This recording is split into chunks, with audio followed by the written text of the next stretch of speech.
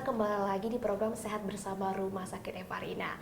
Tentu saja kita masih bersama dengan Dr. Fitri. Kita akan bahas lebih jauh tentang penyakit GERD sendiri. Nah dok, hal apa saja yang harus dilakukan agar tidak terkena GERD? Nah, jadi GERD ini tadi kan dia memang ada masalah ya di katup di antara kerongkongan dengan lambung. Jadi yang perlu dihindari itu yang pertama mulai dari pola makan.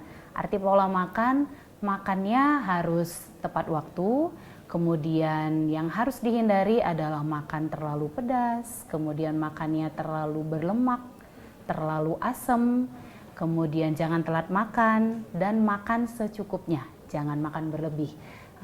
Kemudian selain itu yang perlu dihindari juga adalah pola hidup seperti jangan merokok ya. Jadi pasien-pasien merokok memang cenderung menderita penyakit lambung, apalagi bisa terkena GERD. Selain merokok, hindari juga minum-minuman beralkohol, kemudian minum-minuman berkafein seperti kopi, seperti teh. Nah, karena banyak masyarakat berpikir teh itu nggak ada kafeinnya. Jadi ternyata di dalam teh itu ada kafein, walaupun memang lebih tinggi kafein dari kopi. Nah, seperti itu dia. Kemudian makanan-makanan berlemak, kemudian makanan-makanan terlalu manis, itu juga sangat-sangat dibatasi. Kemudian yang terakhir, posisi. Arti posisi pada pasien GERD, dia cenderung biasanya karena gasnya naik ke atas. Jadi usahakan pasien penderita GERD ini tidur harus pakai bantal. Ya, harus lebih tinggi kepala dibandingkan lambung.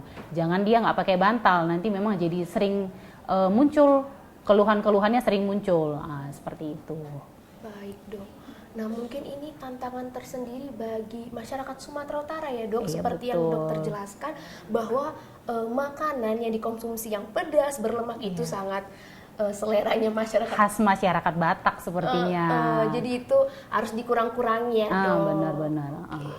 Selain itu tadi juga posisi tidur ternyata berpengaruh ya dok Iya, ya? sangat berpengaruh. Jadi kalau dia datar, itu asam lambungnya cepat naik. Jadi usahakan memang harus lebih tinggi kepala dibandingkan lambung. Gitu, harus pakai bantal intinya. Baik dok, oke dok. Untuk pertanyaan selanjutnya dok, mitos atau fakta GERD tidak bisa disembuhkan? Mohon penjelasannya sedikit dok. Jadi arti bisa disembuhkan ini sebenarnya kalau saya mengambil kesimpulan bukan bisa disembuhkan, bisa dikontrol. Nah, jadi arti dikontrol itu keluhannya nggak muncul. Nah, jadi sebenarnya ini mitos ya, bisa dikontrol. Yang penting yang tadi bisa diamankan makanannya, pola hidupnya. Nah, kalau semuanya bisa diamankan, kemudian ada keluhan konsumsi obat, keluhan-keluhan GERD pasti akan berkurang atau mungkin sama sekali tidak muncul. Ternyata bisa disembuhkan pemirsa dengan bisa. cara dikontrol ya dok, lebih tepatnya dengan menjaga pola asupan, gaya hidup ya dok. Oke dok, pertanyaan selanjutnya ini, apakah obat-obat warung dalam bentuk sirup lebih efektif dalam meredakan penyakit GERD sendiri? Arti lebih efektif mungkin sebenarnya nggak cocok. Jadi artinya kalau muncul keluhan GERD bisa menggunakan obat di warung. Jadi obat di warung yang beredar bebas biasanya fungsinya untuk mengurangi kadar gas, ya, mengurangi kadar asam lambung, tapi tidak tidak menstop langsung seperti itu. Jadi memang dia bukan lebih efektif, tapi bisa mengurangi keluhan, tapi hanya sementara. Untuk selanjutnya tetap perlu diperiksa. Gitu. Oke dok. Pertanyaan selanjutnya dok, bagaimana cara mengatasi GERD sendiri saat kambuh atau menyerang penderitanya? Seperti yang udah dijelaskan tadi ya, jadi memang kalau supaya tidak kambuh harus diamankan. Mulai dari makan teratur, kemudian hindari makanan-makanan pecetus seperti terlalu berlemak, kemudian makanan-makanan seperti terlalu pedas, terlalu asam, itu benar-benar sangat dihindari. Kemudian pola hidup yang lain seperti merokok, kemudian konsumsi alkohol, kafein. Nah, kalau semuanya itu diamankan, mungkin hampir tidak muncul lagi keluhannya. Gitu. Nah dok, seperti yang dokter jelaskan tadi, itu kan pemicu agar tidak kumat ya dok. Kumat, tapi ketika lagi kumat nih dok, hal yang langkah awal yang dilakukan penderita itu itu kan sakit banget ya, Iya, Dok, ya. benar-benar sakit Itu sekali. mempengaruhi semua organ ya. Kita nggak bisa beraktivitas secara normal. Nah, langkah pertama yang dilakukan selain minum obat apa itu, Dok? Jadi kalau pada pasien-pasien GERD nih, ini yang khas GERD ya, yang panas di dada, kemudian yang pahit juga mulutnya. Yang pertama tenang dulu, jangan langsung cemas ya, karena intinya kecemasan juga bisa menaikkan asam lambung, kemudian bisa memperparah bahkan gejala. Jadi tenang dulu, kemudian kalau memang ada obat di rumah, seperti obat-obat yang beredar di pasaran seperti sirup atau obat makan, itu bisa langsung dikonsumsi. Kemudian kalau seandainya memang hanya panas saja, bisa minum air dulu. Kalau memang seandainya tidak ada kurangnya keluhan, bisa berobat ke vaskes terdekat, bisa ke dokter, bisa ke puskesmas gitu. Pokoknya yang penting tenang dulu. Kemudian ada obat yang meringankan, boleh dikonsumsi dulu. Kalau memang nanti tidak ada kurangnya, boleh ke rumah sakit. Baik. Gitu. Nah, Dok, untuk tadi dokter ada menjelaskan tentang minum. Ini air hangatkah atau memang sedang atau air dingin, Dok? Untuk pas lagi Ya, kumat-kumatnya. ini banyak jadi pertanyaan masyarakat ya. Iya. Jadi memang beberapa keadaan, misalnya nih pasien-pasien seperti GERD ini yang saya sebutkan, itu kan kadar asam lambungnya itu tinggi sekali. Jadi sebenarnya air yang cocok untuk kita konsumsi adalah suhu ruangan. Jadi selama ini banyak yang bilang minum air hangat ya, Betul, Dok. panas ya gitu. Itu Pokoknya- salah. Iya, Dok. Pokoknya kalau demam atau penyakit perut, pokoknya dianjurkan minum air hangat. Iya, jadi Sebenarnya, memang Dok, dari penelitian ini sudah pernah dilakukan ya. Dari penelitian bahwa memang orang-orang mengkonsumsi air hangat dengan orang yang mengkonsumsi air suhu biasa ya, suhu biasa, suhu ruangan, orang yang konsumsi air hangat itu cenderung dinding lambungnya itu lebih tipis. Gitu ya, dibandingkan orang yang minum suhu biasa aja, suhu ruangan. Jadi kalau anjuran memang ya minum air biasa aja, nggak usah terlalu panas lah. Tapi kalau mau hangat-hangat sedikit boleh lah, gitu. Jangan pula terlalu dingin. baik, dokter. Nah, dokter, apa resiko paling bahaya saat GERD pada si penderita kambuh? Jadi memang seperti yang kita jelasin tadi nih, kalau GERD ini dia sampai panas di dada, kemudian pahit di mulut, kadang penderitanya saking cemasnya dia sesak nafas. Ya, jadi kalau misalnya sampai sesak nafas, susah bernafas, nah itu termasuk bahaya di pasien, itu harus segera dibawa ke rumah sakit ya, untuk membedakan apakah ini memang murni GERD atau ada penyakit yang lain, seperti itu. Kemudian ada yang lain juga, jadi kalau masalah lambung ini luas ya. Kalau masalah lambung, sekedar nyeri ulu hati, kalau gembung itu sebenarnya masih standar. Tapi kalau muntahnya nggak berhenti, itu juga merupakan hal yang harus benar-benar diseriuskan, bawa ke rumah sakit, seperti itu. Apalagi ada perdarahan. Contohnya nih, perdarahan muntah darah, atau muntah hitam, atau buang air besar. Buang air besarnya hitam, nah itu juga harus dibawa ke rumah sakit. Gitu. Baik. Jadi memang pandangan pertama memang bisa konsumsi obat yang ada di rumah, tapi untuk memang berjangka panjang penyakitnya masih terjadi, tindak lanjutnya Harus ke rumah sakit. Iya. Baik. Baik pemirsa, kita akan kembali saat lagi tetap bersama Dr. Fitri.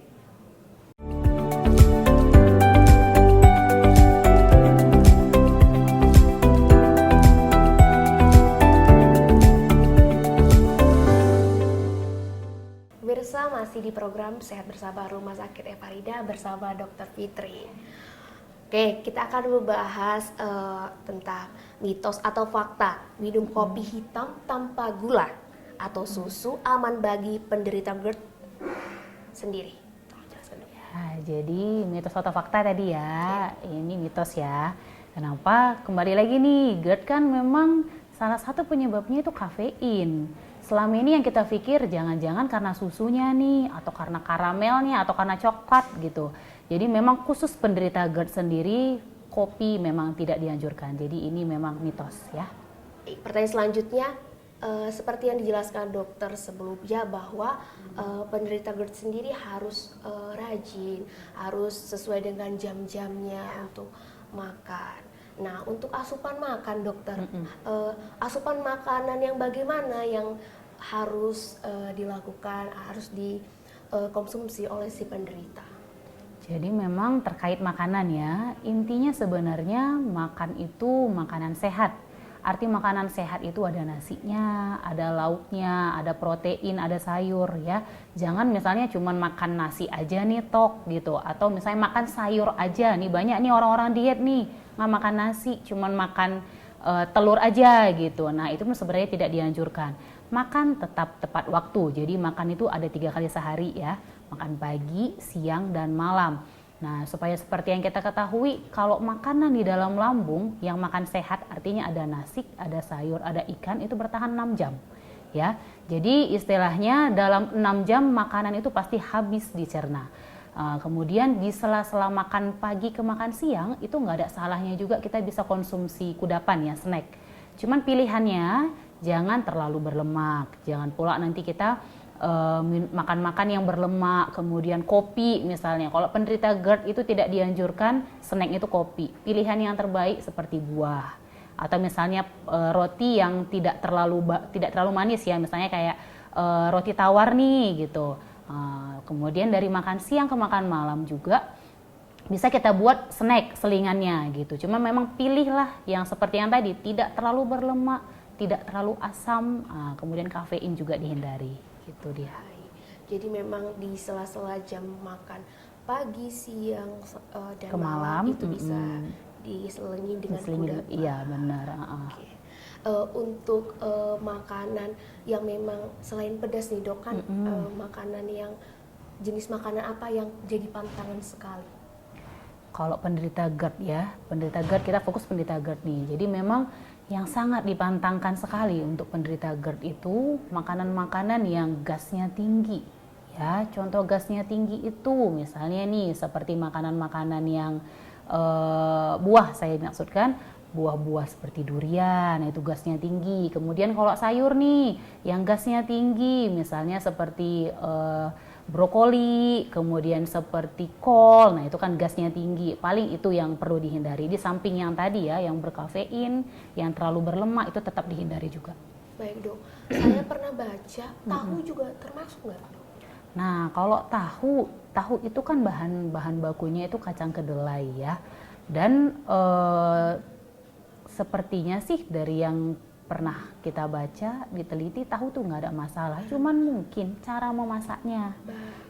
Cara memasaknya kalau sambelnya banyak tetap ya nggak bisa gitu. Atau mungkin terlalu kental nih santannya, itu pun jangan. Tahunya nggak ada masalah, cara memasaknya yang mungkin jadi bahan pertimbangan. Berarti kembali lagi ke cara pengolahan makanannya sendiri. Oke dok, tadi kita udah bahas juga nih mitos atau fakta stres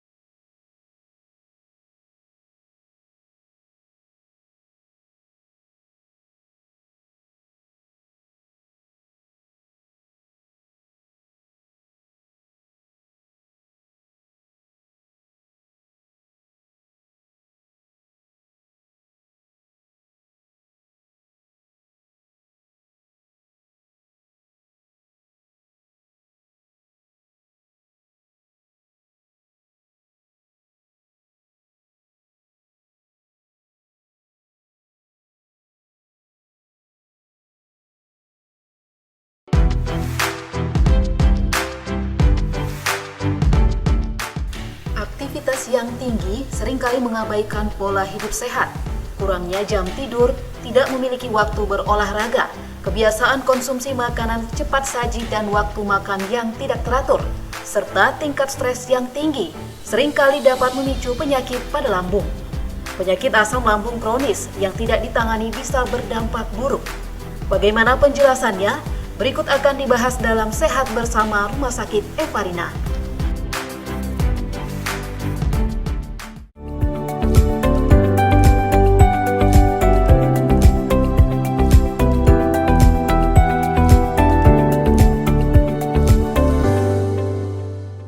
Apa kabar pemirsa, bertemu lagi bersama saya Angel Lenggolan di program Sehat Bersama Rumah Sakit Evarina.